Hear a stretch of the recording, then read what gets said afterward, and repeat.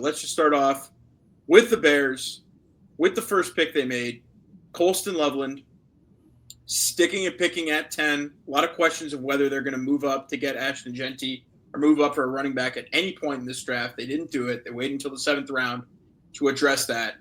And they start off getting Colston Loveland. Maybe a surprise. They take him over Tyler Warren as tight end 1 in this draft. Christian, I'll give my thoughts, but I want to hear your instant feedback on that pick. Yeah, I mean, you can't be mad at it, in my opinion. Recently, I just saw like the hit rate of position players based on, where they're drafted and first round picks. I think tight ends are the. So with that being said, I mean, I don't think you could go wrong with either of the 2 top tight ends in this class. And I think what people aren't going to really, or at least they're underestimating, is how good Colston Loveland is in the slot. So I think that's going to help a lot. I think in a lot of ways, he's just going to fill in for Keenan Allen and fill that void that Keenan Allen left behind. Caleb had some success with him this past season, so I'm really a better version of Keenan Allen right now at 6'6", as big as he is.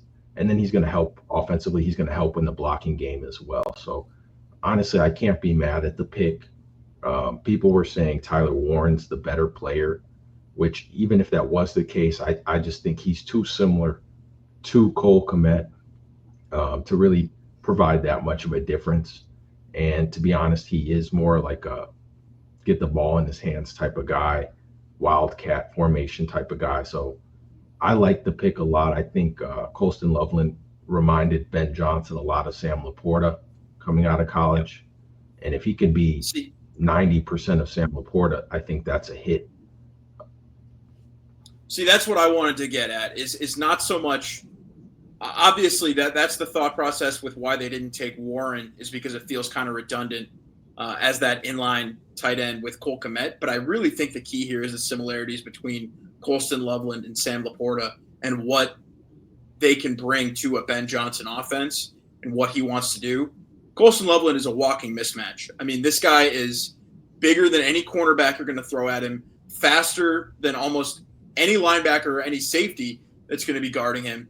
There's so many things that you're going to be able to do with Colston Loveland in your offense.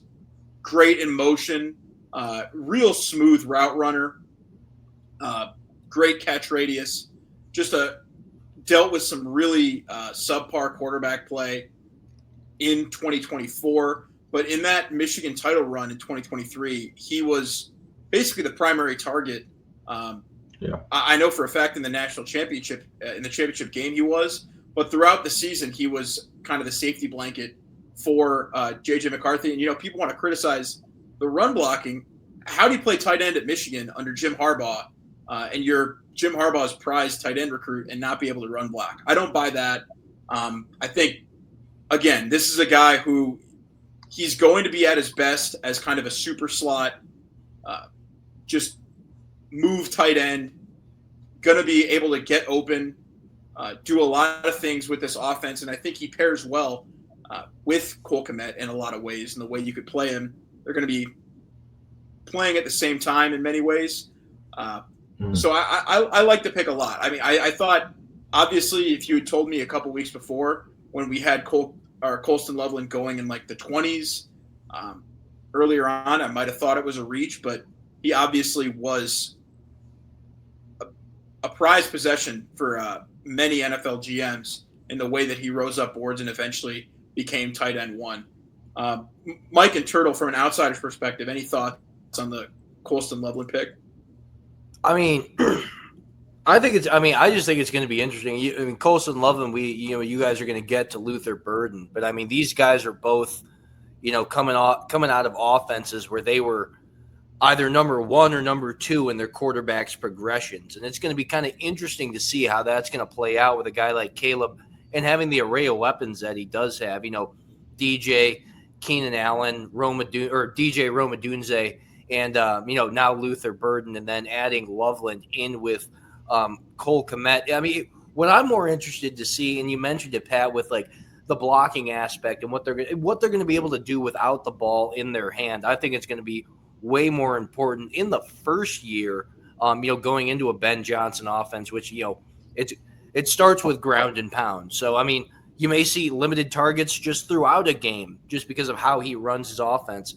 But I don't think you would have taken a guy like Colston Loveland at the pick that you did if there weren't those other intangibles of how if it wasn't emphasized of how he's going to play without the ball in his hands. I mean, it was very interesting, and obviously, like I said, we'll get to Luther Burden, but you talk about a guy who's going to be able to stretch the field, along with Roma Dunze, and kind of be able to hit all those three levels, for you guys. I mean, it's going to be very interesting to see how it's deployed, and it's obviously going to be fun because it's going to be Ben Johnson calling the plays.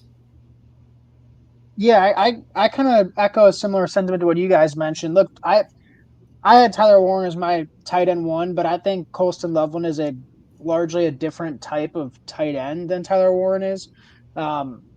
Look, Tyler Warren does a great job of finding soft spots and zones. Obviously, if you get him the ball on the outside, he's a versatile tight end who can do some different things. The thing I really liked about Colston Loveland on his film is he is a typical man beater tight end.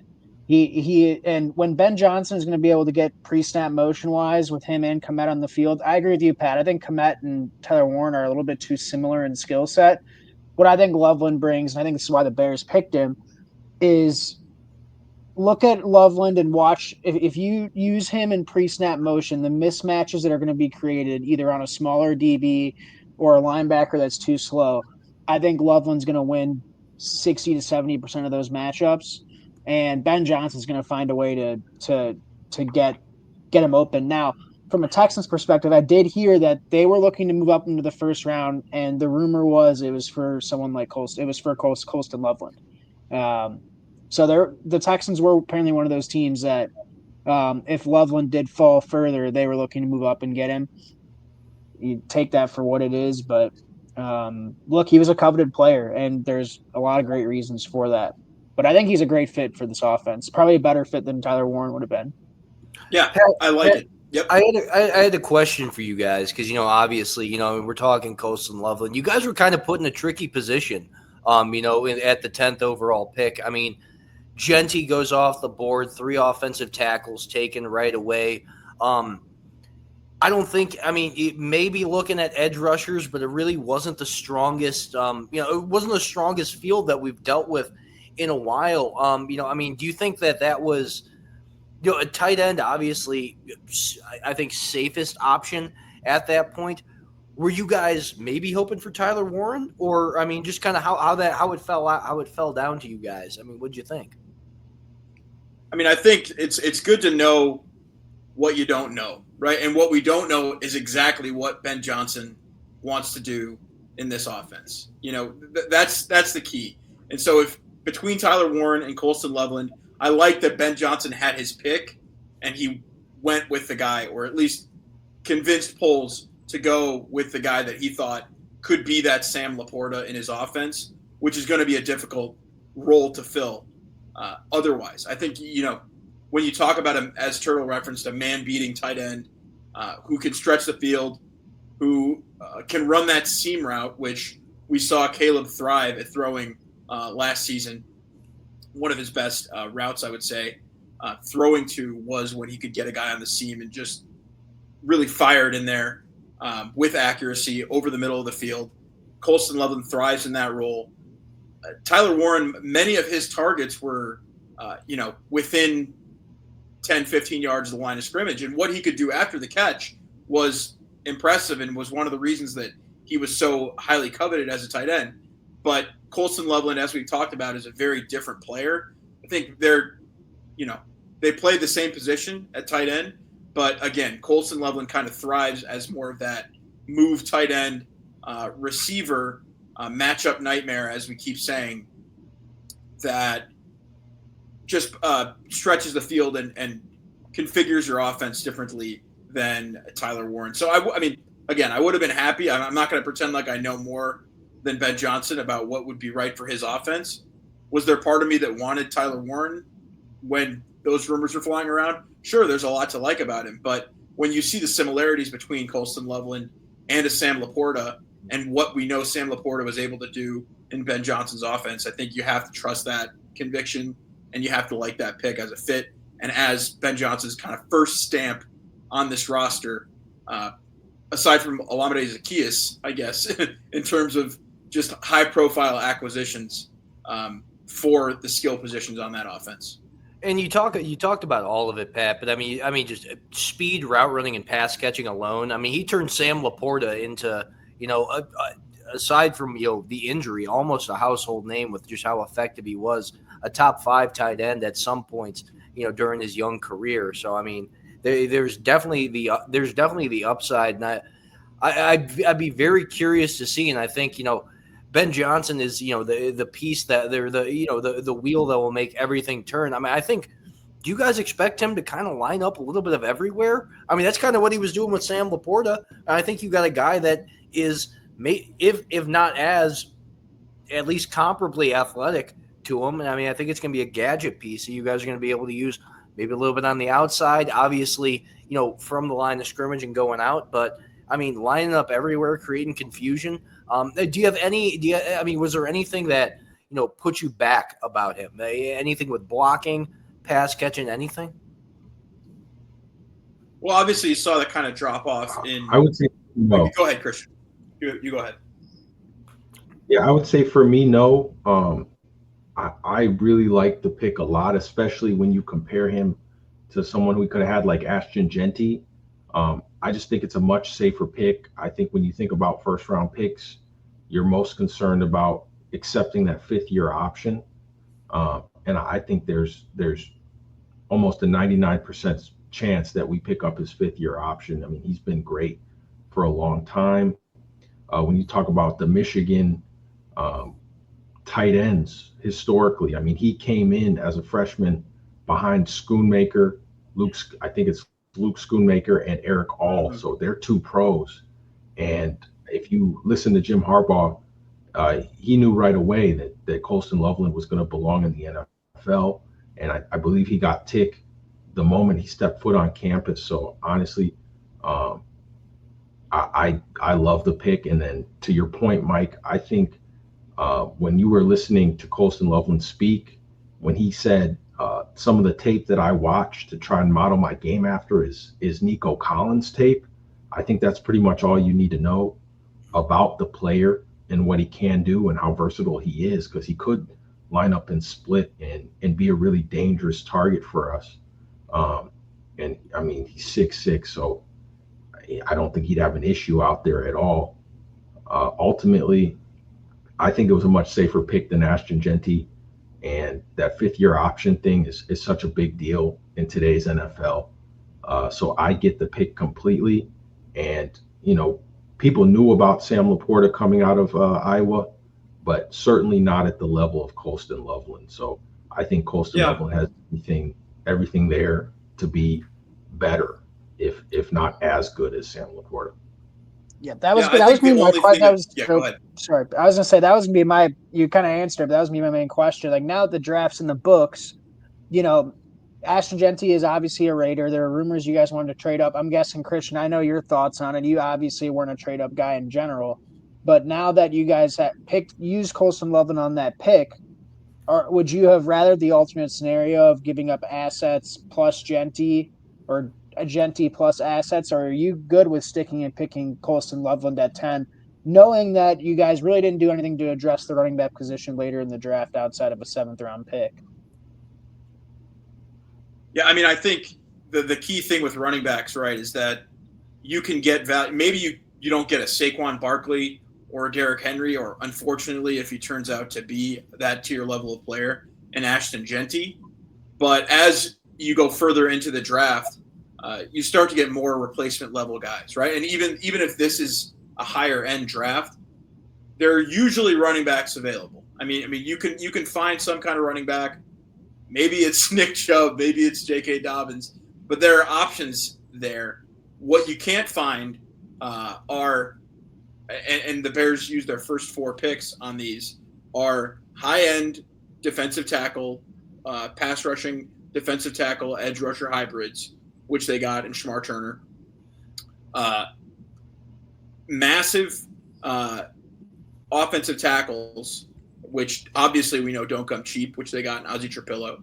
And then game-breaking receivers, which both Burden and Loveland check that box. So I think they used their top picks on high-value positions without overstepping with running back. They got unlucky a couple times in this draft. If you were watching it from a Bears fan's perspective, you saw multiple times where the Bears pick was approaching, and maybe it was one or two picks before. Obviously, people are going to mainly focus on Judkins and Henderson going just a handful of picks before Burden in the second round, where the Bears may have very well gone that route. But they let the board come to them. They didn't reach for a running back at any point in the draft, which I think is sound roster building. And once again, I think you can find value at running back on the scrap heap, really, for lack of a better term. And once again, I mean, people are kind of underselling. DeAndre Swift, for the most part, is not going to be an RB2. He's going to be RB1B. He's not going to be. I don't think he's a detriment. That's for sure. I mean, he's an average starting running back. You know what I mean? Like I don't think he's anything super special. But I mean, you could get. Let's just say you guys signed Nick Chubb in free agency. I still like the duo of Chubb and Swift. I think that's a plus duo. I don't think it's anything game breaking, but I think look, I'm with you as far as it comes. I was a big Genti guy. If you guys traded up for Genti, I would have been super excited. Maybe more so than you or Christian in that regard, just because of the assets would have needed to, be given up to move up to that spot to get Genti. But look, as far as it comes to addressing I would say resource scarce positions, like you mentioned it, Pat.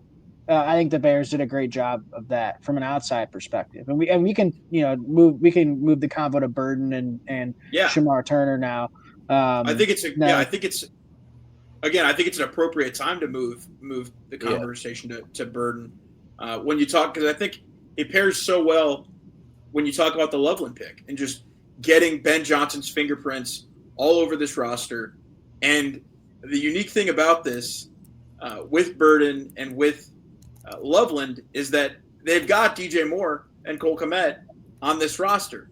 And who were the two guys that weren't quarterbacks who for the past 2 years, because 3 if you're counting Kmet, have been the safest, least pressure players in terms of losing their spot on the depth chart or on the roster? It's been DJ Moore and Cole Kmet. They have, been essentially the most comfortable on that offense, knowing that they're going to get their targets, knowing that, they're not going anywhere because the team's going to rely on them. And immediately Ben Johnson has insisted on getting brand new tight end that's going to push Cole Kmet and an elite run after catch receiver in the mold of DJ Moore in Luther Burden. So I think he and Ben Johnson referenced it after night 2, where he said that we've turned up the temperature on a couple of these players on this roster. And I think that was a direct call out of Cole Kmet and DJ Moore and the whole team when you realize that, when you keep in mind that these were two guys that felt the safest on this roster and now have immediate competition. It shows that nobody's really safe on this roster. They're looking to improve at every position. And, I mean, getting right into it with Burden, this is a guy who, once again, offers you so much versatility with what you can do on offense, can play the Z, can play the slot, stretch the field. And just imagining, Ben Johnson using Luther Burden, having him run those crossing routes over the middle, using him in an Amon-Ra St. Brown type of role. It's real exciting for Bears fans.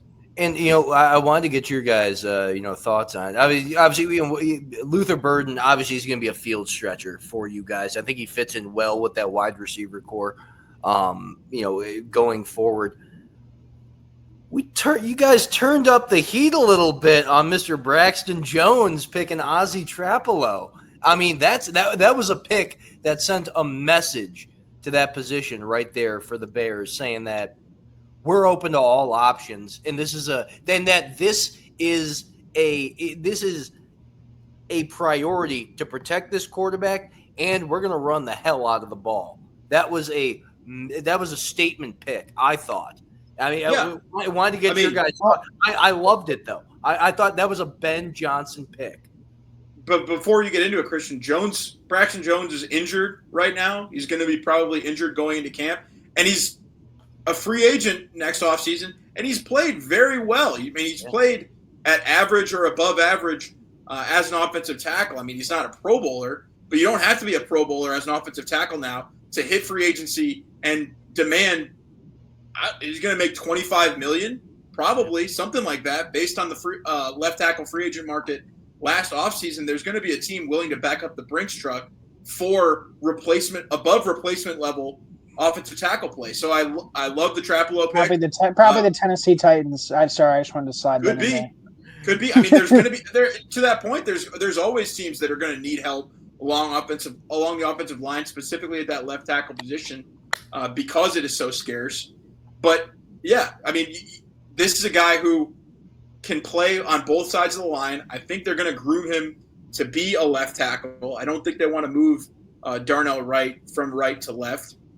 Ryan Poles was on the radio this morning and said as much, that they would like to keep Darnell Wright where he's at, continue to let him grow, and foster some competition there at left tackle between Trapelo and Braxton Jones. And they still have Karan Amagaji, who really got kind of hung out to dry with no training camp last offseason, coming from the Ivy League, coming off an injury, and then having his first NFL action be I think his first action was on was in Washington, where he had a decent block. But then his first start at left tackle was against the Vikings on Monday Night Football, and he got brutalized. I mean, he was clearly looked like he wasn't ready to play. Get a training camp under his belt. The point that I'm making here is that I like that Ryan Poles is giving himself flexibility with the salary cap going forward, to where he's not going to be desperate to pay a guy like Braxton Jones all that money. You can feel comfortable letting Braxton Jones possibly walk next year and have a cost-controlled left tackle to continue building this roster with. So, Trapelo is not going to be the sexiest pick. He's not a freak athlete. He's not really a flashy player, but he's consistent. And if you watch his tape, it's kind of, just the same thing over and over and over. I think he let up only about 4 pressures this past season in college, so he's very consistent. That was at right tackle. They're going to move him to left, which is obviously going to be difficult. But, guy in that Taylor Decker mold. Another example of Ben Johnson just putting a stamp on this offense. Christian, do you have any big thoughts on the Burden or Trapelo pick? Christian, I want to hear. Sorry, hang on, Mike. So I wanted to pose it to Christian, but no, I mean, this is Ben Johnson really putting his stamp and saying, this is how my team is going to be, getting Trapelo, getting beef up front, I assuming he's going to be at left tackle, that's the highest paid guy on the line. If you go down, at all 32 teams, just where the emphasis is going to be. I mean, ground and pound, but you also got a gunslinger, and you got Caleb Williams, a stretch of the field weapon.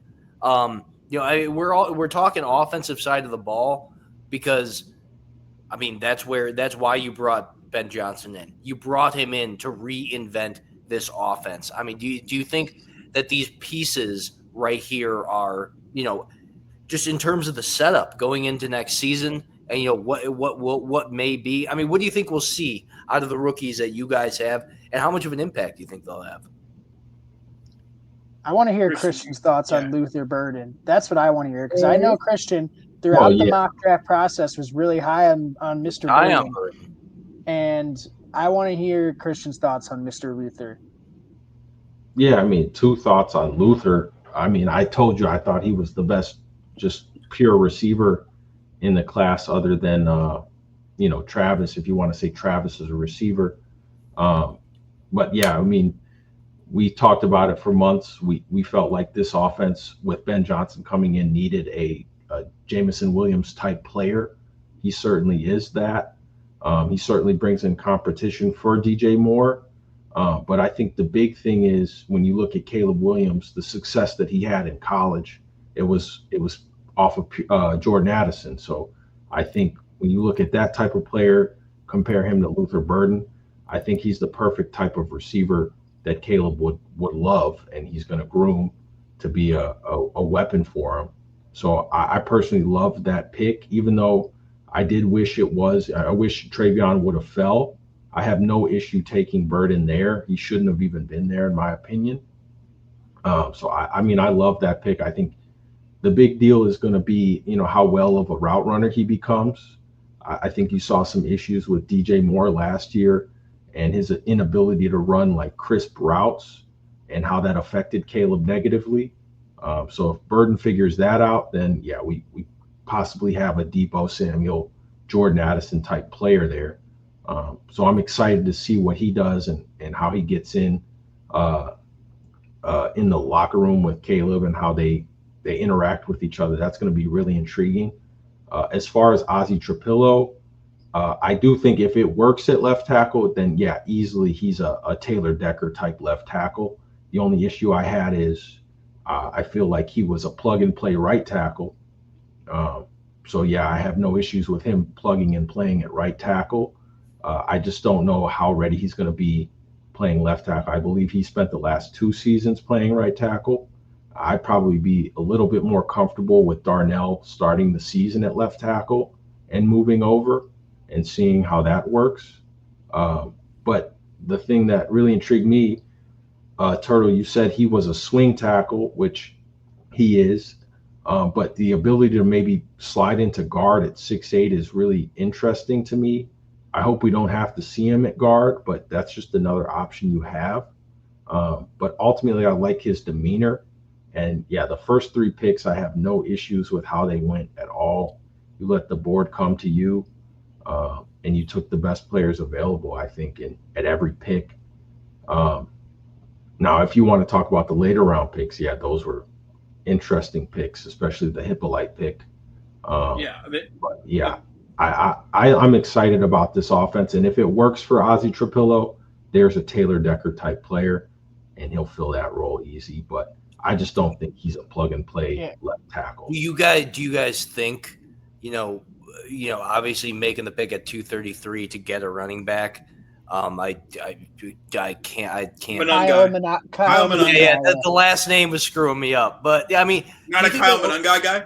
Monangai, yeah. That watch a lot of Rutgers ball this year. Yeah, but I mean, do you think that then kind of opens you guys up to, at least kicking the tires on a guy like Nick Chubb, or at least looking for someone out of the backfield, maybe in free agency or.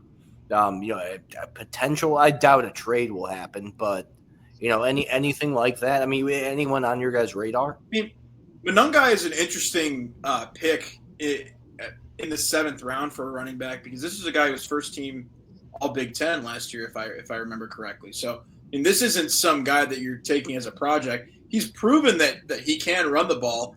He's just maybe not the biggest, not the fastest, not the strongest, but he pass blocks. And he runs hard. He's not afraid of contact.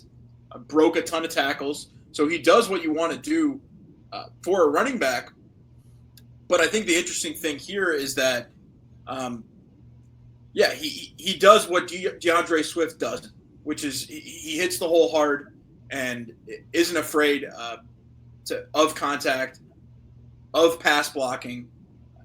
He seems like a guy who, a lot of 7th round picks don't make rosters.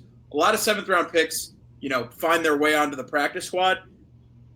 Call me crazy, but if they don't go ahead and make a move for Nick Chubb or J.K. Dobbins or one of these free agent running backs, or maybe somebody else comes available, or maybe they make a trade for a Breece Hall or a Kenneth Walker if one of those guys becomes available. But if none of that happens, I do think that Kyle Monangai is going to be a contributor on this team. Roschon Johnson has been somewhat of a disappointment. He's your current RB2.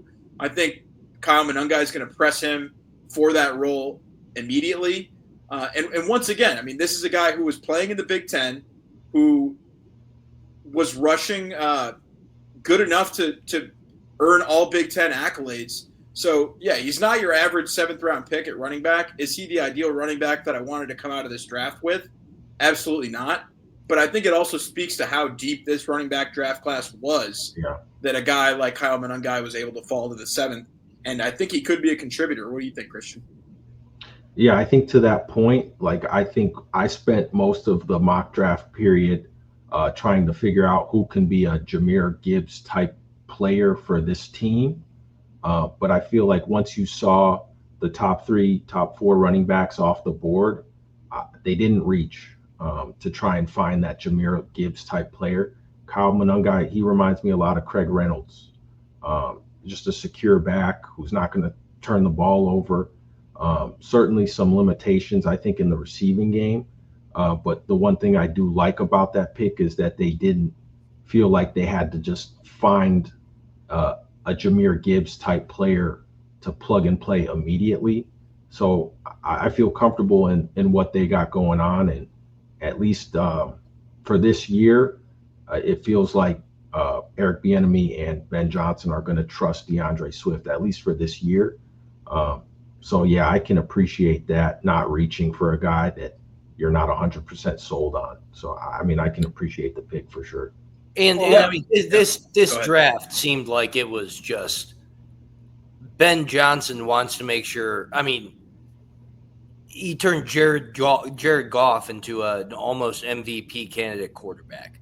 He wanted to make sure his quarterback is going to have the guys to throw to and, have the depth at those positions to do so. I mean, you got your 3rd wide receiver. I mean, I think you're walking away from this happy, though.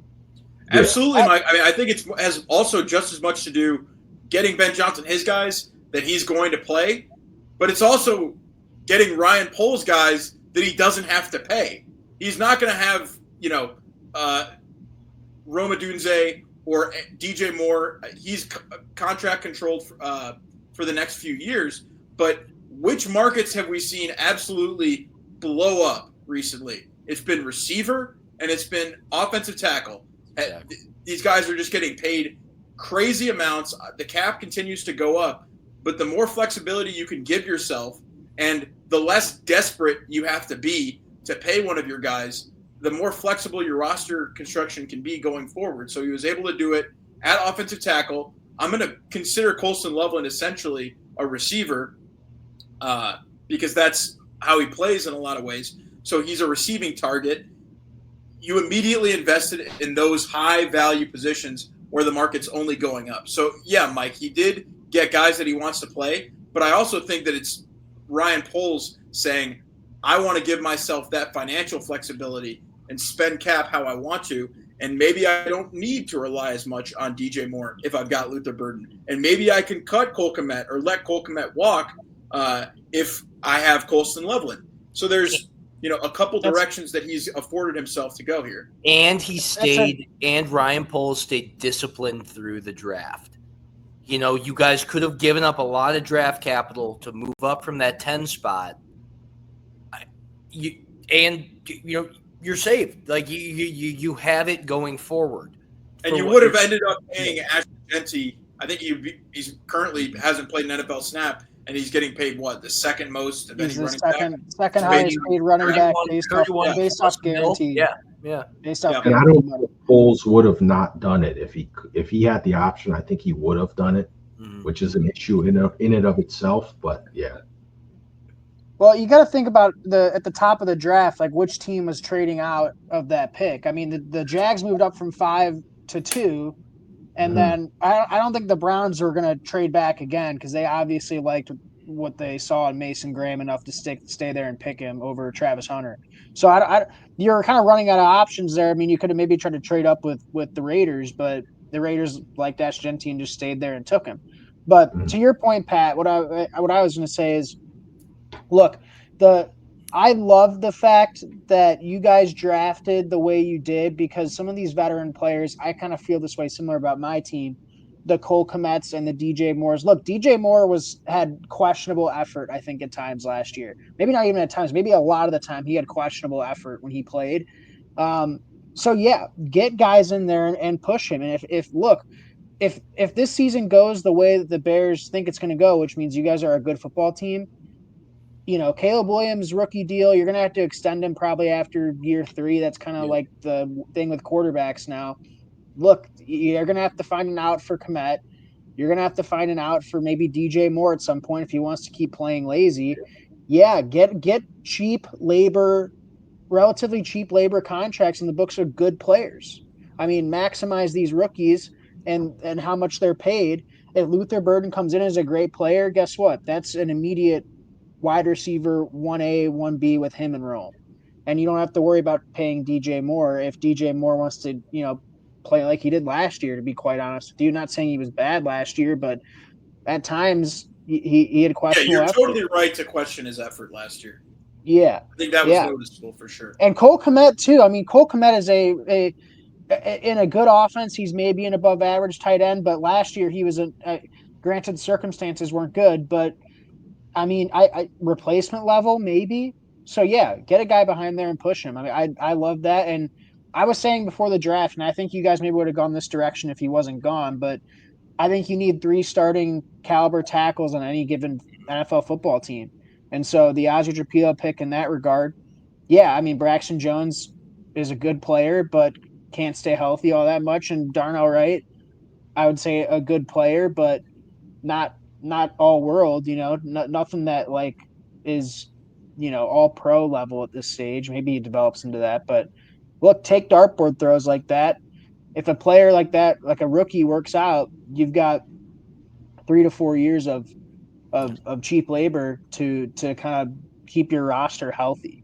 And healthy looking roster, not like actually injury healthy, but you get what I'm saying there. And echoing what Turtle said, and I mentioned it before, you turned up the heat on some guys who it's like, if you're not going to be ready, there's a guy ready to take your spot.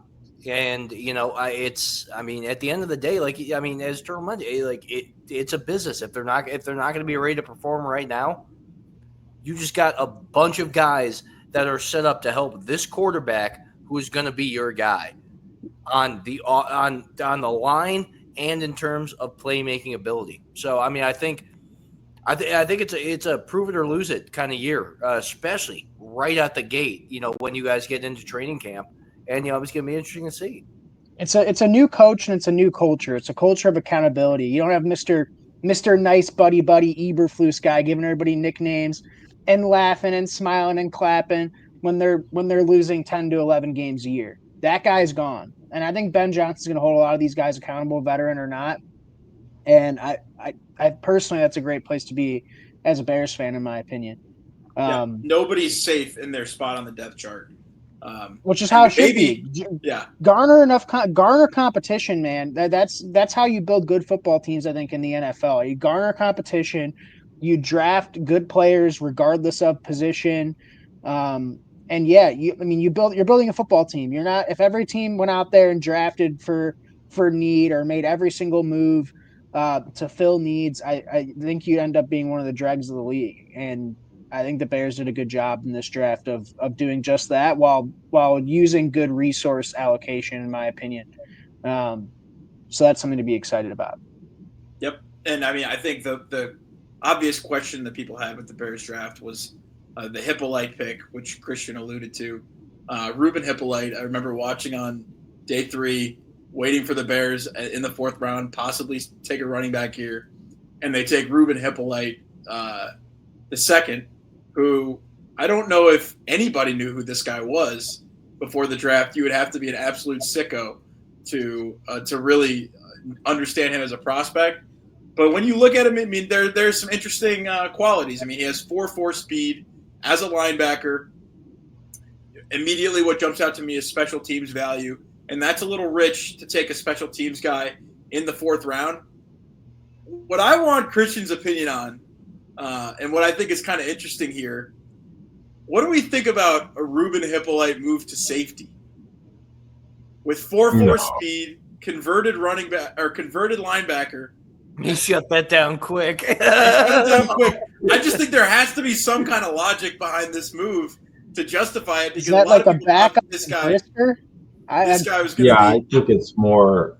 I think it's more along the lines of, as you mentioned, like getting competition in the room. Obviously, Sanborn left, but like I think best case scenario for him is he's like a Brendan Ayabadejo, superstar, Pro Bowl special teamer. Um, but yeah, I don't expect a whole lot from him.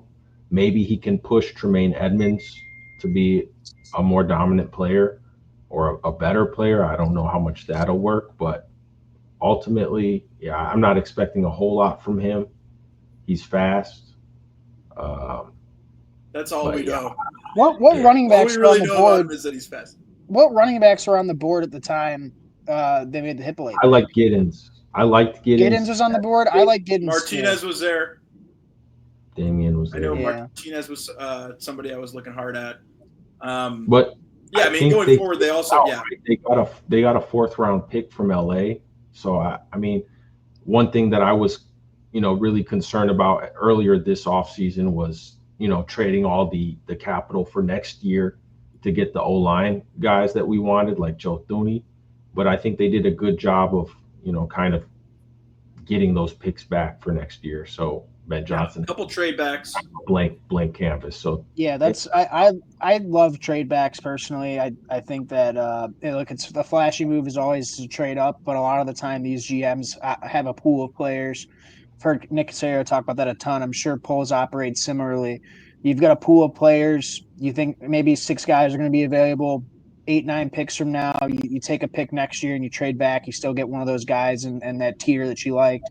I think that's the best way to navigate a draft board, especially. Yeah, I didn't even think about the draft capital that was missing from those offensive guard trades. Yeah, it's good to get that back. You always kind of need some ammo to maneuver. So, And um, how do you guys feel? I mean, you picked up Major Burns and Tysheem Johnson as 2 undrafted free agents after the draft to beef up safety. I mean, yeah, a little underwhelming. Juan Brisker ran off the field, man. Like, I mean, is Right. Brisker's head okay? Has anything come out about that? No, he's a concussion away from being medically retired. I think you can't really trust that Jaquan Brisker is going to be there long term. It's unfortunate because when he does play, he does look like a Pro Bowl level box safety, and he can do a lot of great things. Good The guy player. just can't stay on the field. Multiple concussions is obviously going to scare you. Kevin Byard is getting up there in age. I believe he's going to turn 32 this season. I don't know how much longer you're going to be able to trust him. And you obviously, I mean, he had a pretty pleasantly surprisingly good season last year for the Bears, but you just don't know how much longer you're going to be able to count on that. I think the other interesting thing, I brought it up with Hippolyte, but the Bears got, they got those undrafted free agents.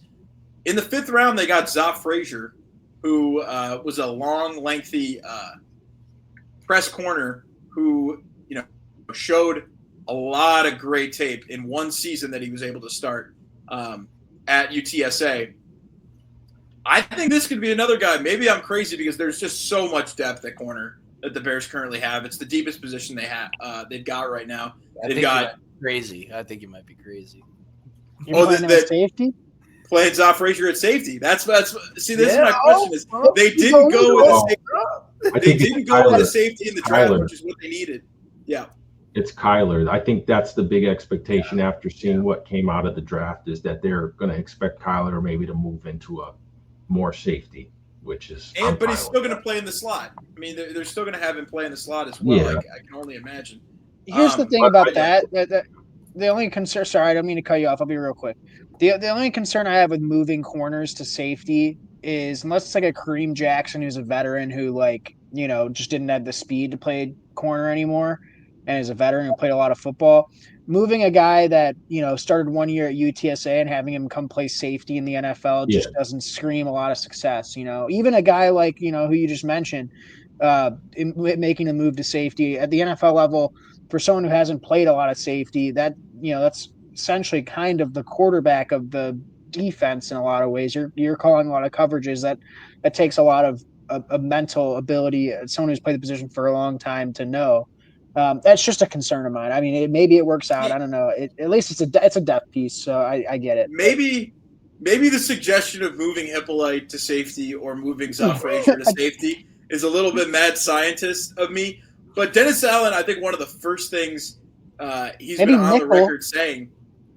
Well, no, one of the first things that Dennis Allen has said about this team was how much he values Kyler Gordon. I think it was in his introductory press conference, Kyler Gordon was like the only defensive player currently on the roster that he mentioned and he praised. And then recently he said that he wants to move Kyler Gordon all around the field, and he does want Kyler Gordon to learn how to play safety. So I agree with Christian in the sense that I definitely think they're going to be looking to move around and be exotic with how they use the depth that they do have at corner to maybe supplement the lack of depth that they have at safety. Because Terrell Smith is a very, very good, I believe, starting level NFL cornerback. When Tyreek Stevenson got benched last season, Terrell Smith came in and was very solid. I mean, you didn't notice that this was a backup playing. So that was encouraging. I think he's going to get a lot more of an opportunity, which made me question the Frazier pick, just in terms of where he's going to play. You're going to want to see maybe some special teams ability from him, which is obviously a huge part of taking those late round picks. These guys got to be able to play special teams. But yeah, I was just thinking of Dennis Allen. It kind of similar to Ben Johnson, where it's his defense, it's his thing. We know he can be exotic with his fronts, the way he would utilize a guy like Malcolm Jenkins, move him up and around that Saints defense. So, I mean, we've seen what he can do with a defensive back like a Kyler Gordon, and he does move him around a lot. Talked about how much he loved him, so I do think that we could see a move to safety from Kyler Gordon. Just some of these picks were interesting towards the later round. Luke Newman is about the least sexy pick in the 6th. I don't know if we need to spend more than a couple seconds talking about him, because he's a guy who's just a guy you can move around the offensive line for the Bears. I mean, more offensive linemen you can get, the better, because Caleb was on his back way too much last season. So again, more competition, ability to press the guys who are currently on the roster. So I at least like the idea of that pick. But yeah, I don't know how much time we need to spend talking about the rest of the Bears draft. Any final thoughts on this Bears draft beyond, like I said, what I like best about this? We didn't really get into Shamar Turner much. He's another guy who I think they're going to try and move around the defensive line. Gives you some flexibility. Had some of his best tape in college playing off the edge. Then was moved inside this past season when Scorton transferred to Texas A&M from Purdue. And Scorton was obviously one of the top edges in the country in 2023. So moved Shamar Turner inside, had him beef up a little bit. Maybe saw a little bit of lack of or a drop in production, but I think they're going to move Shamar Turner all around this defensive line. I think they're going to move Ozzie Trapillo between left tackle and right tackle, allow him to swing. I think they're going to move Luther Burden all around that wide receiver room and all around the field in formations. The same thing with Colston Loveland. They're going to move him around a lot too. So I think the big takeaway, at least from the first 2 rounds, with their 4 picks that the Bears did have, was giving themselves flexibility financially and on the field, schematically, for this new coaching staff, for this new regime. And I think it's encouraging. If nothing else, we saw Ryan Poles let the board fall to him, and he ended up with some pretty solid value. Obviously, some questions on the later round picks. We don't know exactly how they're going to be deployed or if anybody's going to get moved to safety. Maybe not. I got killed for that just by suggesting it. But, yeah, I like the value. And I like what I saw as a Bears fan. What's that? They might move you to safety. Maybe they'll move me to safety. I don't know. We'll see. If Jaquan Brisker, I've about 4 less concussions than Jaquan Brisker. Yeah, that's good. So I have that going that way. I think they'd probably trust Christian to move to safety, maybe before me if we're getting open tryouts. So I do want Christian's final thoughts on the. He lost his footwork after high school. No, I would say the one guy that fell that I really liked was R.J. Mickens at safety from Clemson. I feel like we could have had him if we wanted him, but I'll trust the process for now. I will trust the process. Pat, Christian, what's your guys' overall grade to sum it up, and we can move on? Yeah, I'll go. I was going to go A-. Go A-. I think that's pretty high. I'm still concerned about the depth on O-line. I am. I feel like we could have used a left guard or a right guard, but if Ozzie Trapillo is everything you imagine him to be, maybe it'll be fine. But Trapillo being 6'8", I don't know how well Caleb's going to see over him. So I feel like that is a blind side. Like it's a blind side left tackle. Keep him at offensive tackle. They've got they picked up the other kid, Newman. Still got Ryan Bates, who will be in his best role as a depth guy now, if he can play. I think they're you can never have enough depth on the offensive line. Which, as I'm Bill sure Murray, shout out Bill Murray, or Bill Murray. Bill Murray is another guy who we saw great tape from last season. So it's appropriate to end the Bears analysis with a guy named Bill Murray, fan favorite, as the backup offensive guard for the Bears, not just the world famous actor. But what were you saying, Mike? I'm ready to talk Browns.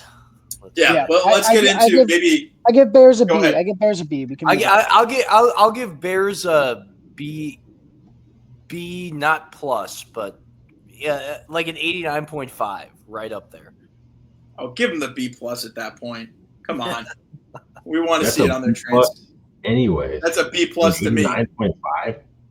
Oh yeah. Are you doing 92%? Professor Mike is a tough grader.